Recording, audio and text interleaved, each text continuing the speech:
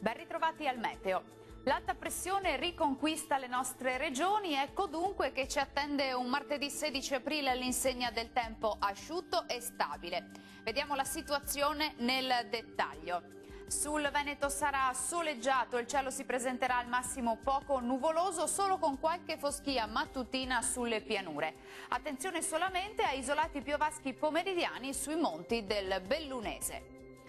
Temperature minime tra 3 e 9 gradi, massime oscillanti invece tra 15 e 17 gradi. E sarà bel tempo anche sul Friuli Venezia Giulia, dove avremo un cielo sereno o al massimo velato. Non sono attese precipitazioni particolarmente degne di nota. Temperature minime sui 7 gradi in tutte le province, massime comprese invece tra 15 e 18 gradi. Situazione molto simile anche sul Trentino Alto Adige, perché anche sulla nostra regione sarà il sole a dominale e il cielo risulterà al massimo con presenza di poche nubi a carattere sparso. Temperature minime tra 4 e 5 gradi, massime comprese invece tra 17 e 18 gradi.